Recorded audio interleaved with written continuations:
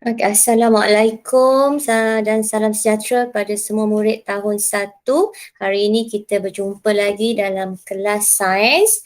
Hari ini kita nak masuk topik baru iaitu serap ataupun tidak dalam topik penyerapan.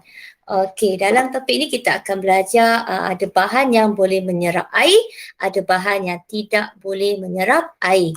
Okey. Apakah kita punya hasil pembelajaran kita pada hari ini? Hasil pembelajaran kita ada dua, iaitu yang pertama adalah mengenal pasti objek yang boleh menyerap air dan tidak boleh menyerap air. Okey, kejap lagi kita akan tengok ada objek yang boleh serap air, ada yang tak boleh serap air. Kemudian hasil pembelajaran kita yang kedua adalah kita nak mengelaskan.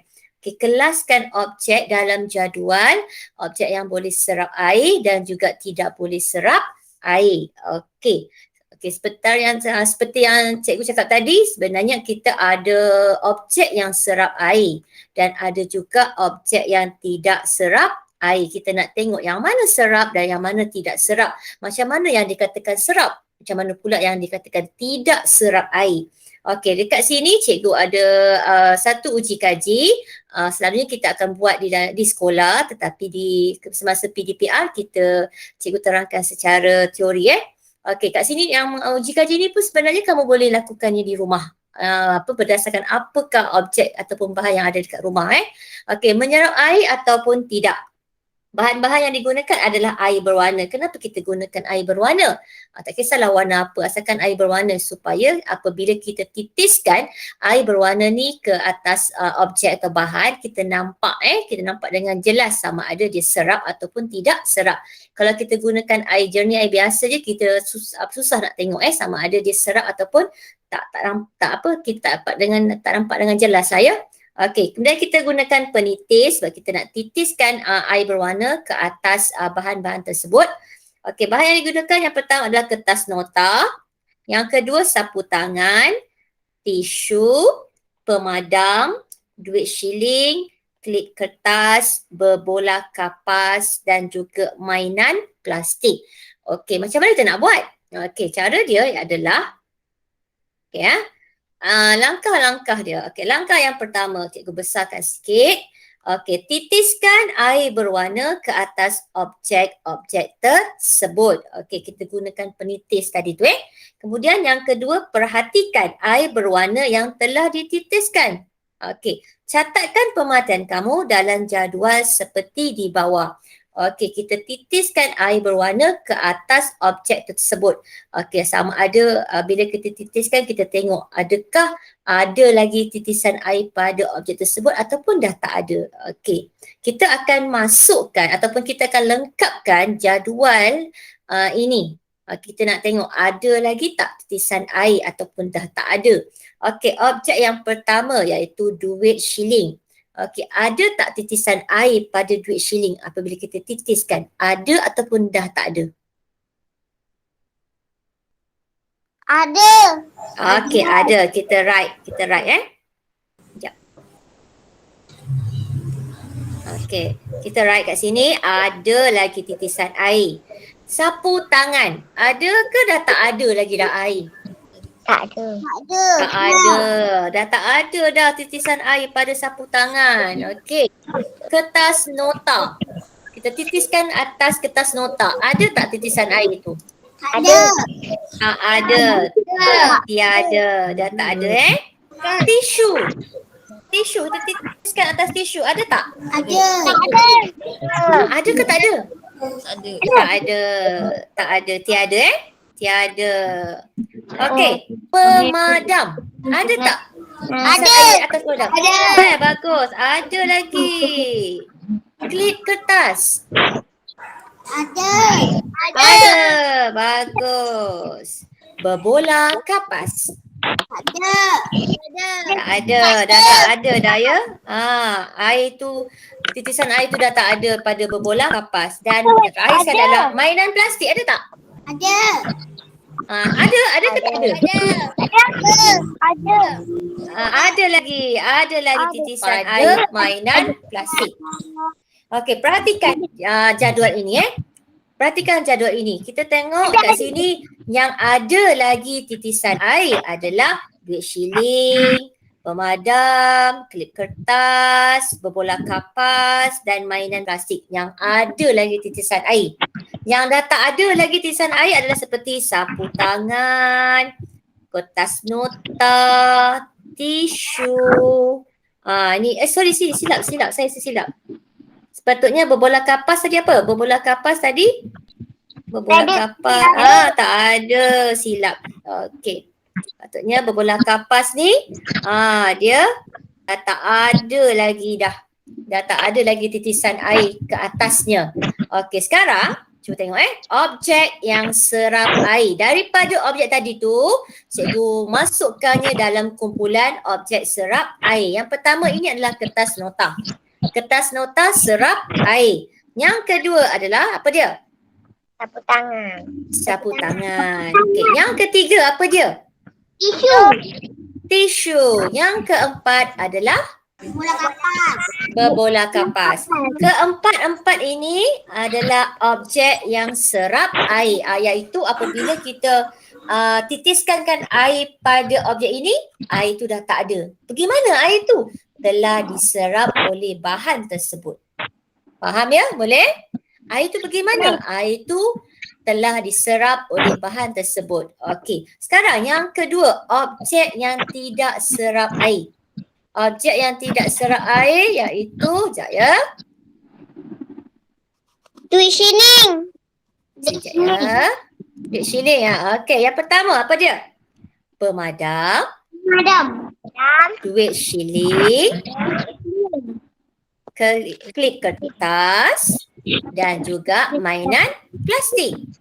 Iaitu apabila kita titiskan pada objek tersebut, air tu, titisan air tu masih ada pada objek tersebut. Bermaksud objek ini tidak serap air atau dalam kata lain, objek ini adalah kalis air. Apa dia? Kalis air. Okey, faham ya? Ini adalah kalis air iaitu dia tidak serap air. Air tu masih ada lagi pada objek tersebut. Okey. Jelas?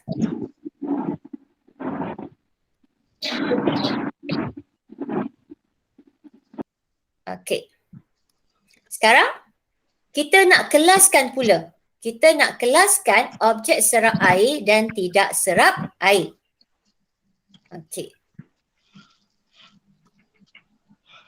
Objek yang sama, saya menggunakan objek yang sama. Okey. Saya menggunakan objek yang sama sekejap ya.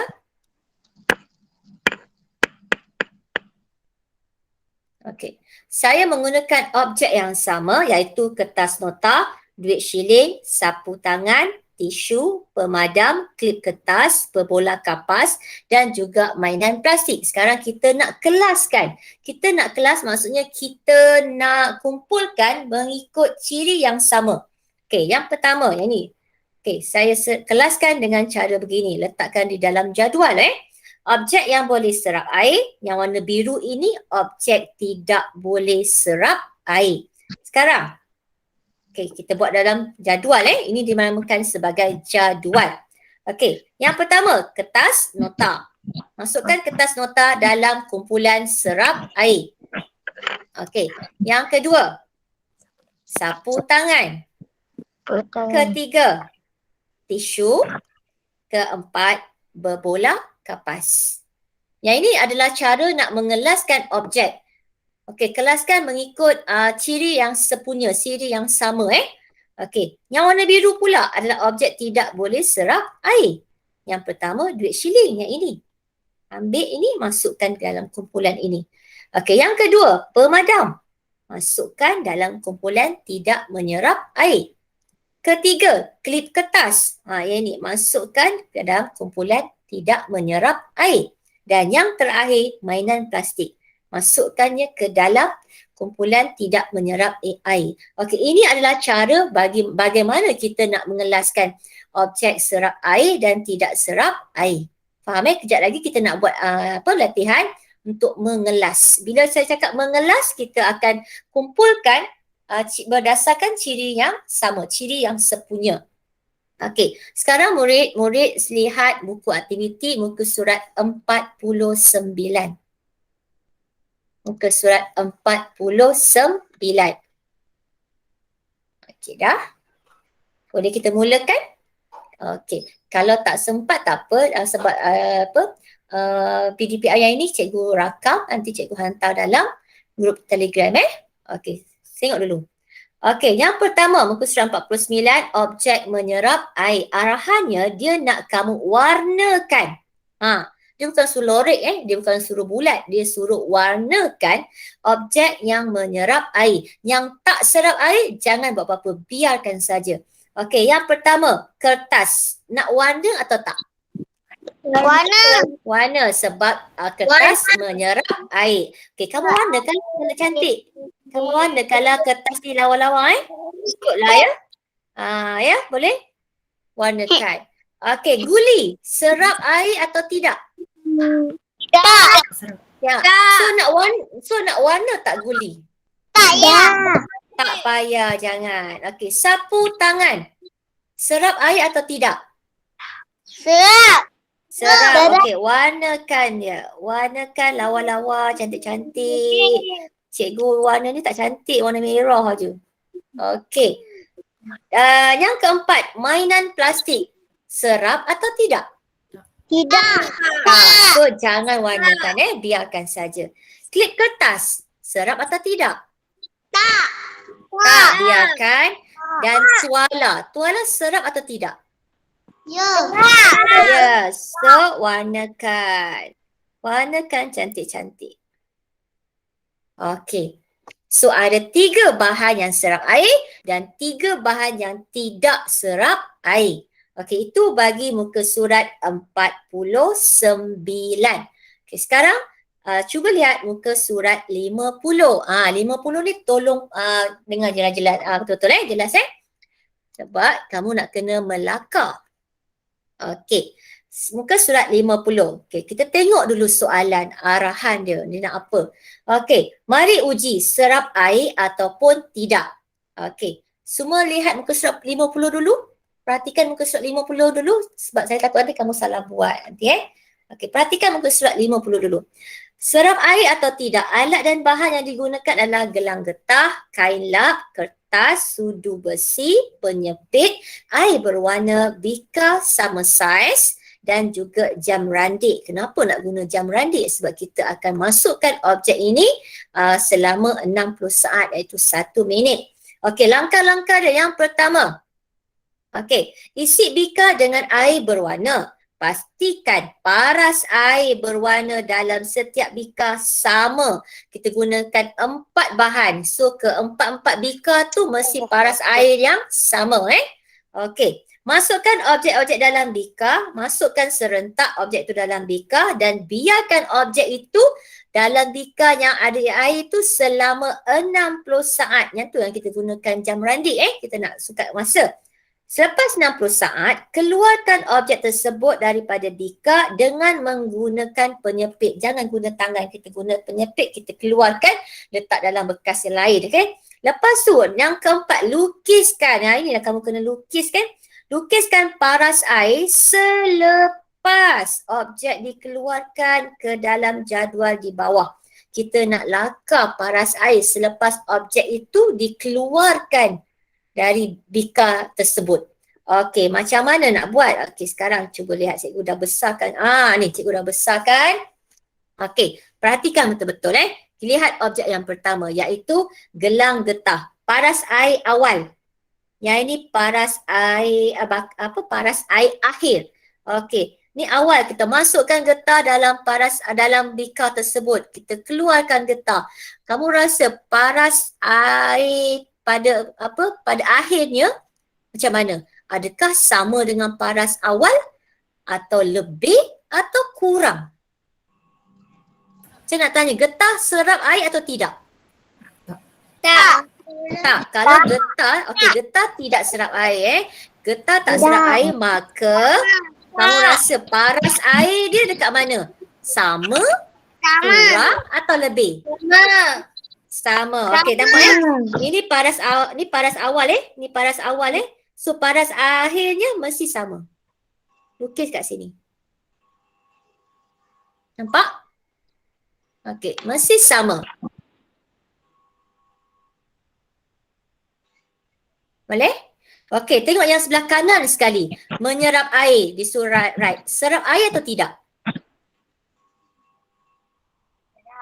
Serap air ke tidak? Serap. Getah serap air atau tidak? Tak. Gelang getah serap. So, nak right tak? Tak ya. Tak payah, biarkan saja. Biarkan je Okey. Sekarang kita lihat objek yang kedua. Yang pertama, objek yang kedua iaitu kain lap. Okey, ini paras air awal air dia. Ini awal. Kita masukkan kain lap dalam beaker. Lepas 60 saat kita keluarkan. Kamu rasa, okey saya nak tanya, kain lap serap air atau tidak? Serap. Serap. Okey. Kamu rasa paras air dia kat mana? Sama, lebih atau kurang pada awalnya? Kurang. Kurang. Okey, so kita lukiskan paras air dekat sini bawah. Okey, nampak? Nampak. Okey. Menyerap air atau tidak? Ya, dia serap air. Kita write kat sini. Serap air. Okey, dapat?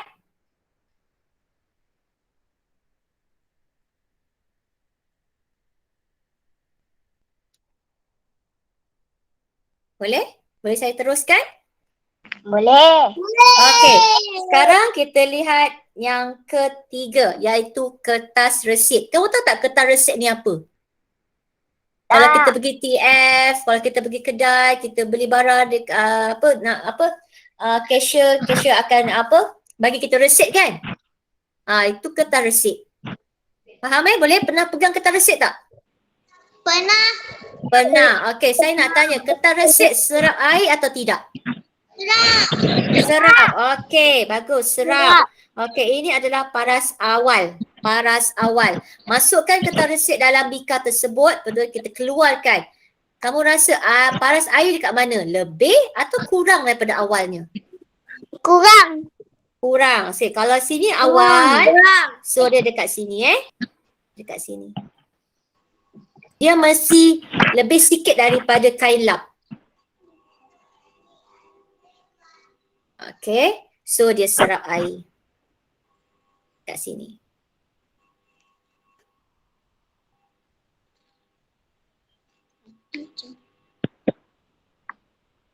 Boleh? Cikgu besarkan. Nampak? Jelas? Uzair nampak tak Uzair? Uzair nampak tak Uzair? Saya tak nampak ya? Tak jelas ya Uzair? Sekejap. Okey, sekejap. Tak boleh besarkan dah. Dah maksimum. Uzair boleh ke tak Uzair? Tak boleh juga? Boleh? Okey. Okey, sekarang kita pergi kepada objek yang terakhir iaitu sudu besi. Okey, saya tanya sudu besi serap atau tidak? Tak serap. Okey, kalau sini paras awal, maka paras akhir dia pun sama je. Sebab dia tak serap air. Pak?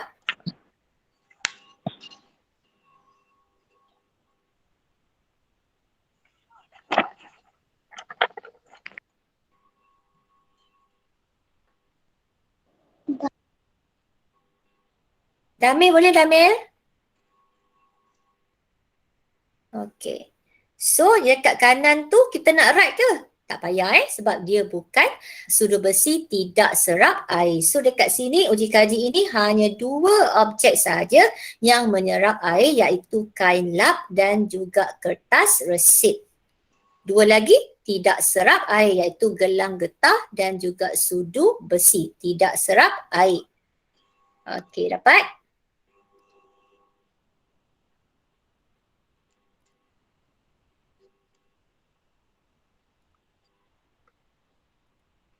Okey. Boleh saya teruskan? Okey. Boleh. Oh, siap. Oh, siap. Baik. Okey, sekarang kita pergi pada muka surat yang terakhir iaitu muka surat 51. 51. Nanti kamu dalam buku teks, buku tulis tu, buku aktiviti tu, kamu tulis tarikh dekat sini 21 hari bulan 9 2021 Jangan lupa tulis tarikh. Okey, saya terlupa nak pesan. Okey, sekarang muka surat 51. Yang ini mengelas. Dia nak kelaskan objek serap air. Seperti yang kita buat tadi Kelaskan objek berikut mengikut kumpulan yang betul. Okey, dia beri ada belon, kain lap, tisu dapur, cermin muka, kertas dan juga sudu besi. Dia dah siap-siap tulis dah. Dalam bikar ada 2 bikar. Okey, bikar yang pertama iaitu objek yang boleh menyerap air. Bikar yang kedua adalah objek yang tidak boleh menyerap air. Berdasarkan objek-objek ini, maka kamu susun semula, kelaskan mereka mengikut objek yang boleh serap air dan yang tidak boleh serap air. Sekarang kita tengok yang pertama, belon. Belon serap air atau tidak? Tidak. So, kamu tulis sini belon tidak Okey. Kain lap. Serap. Serap. Okey, letak sini kain Serap. lap. Okey. Tisu dapur. Serap. Okey.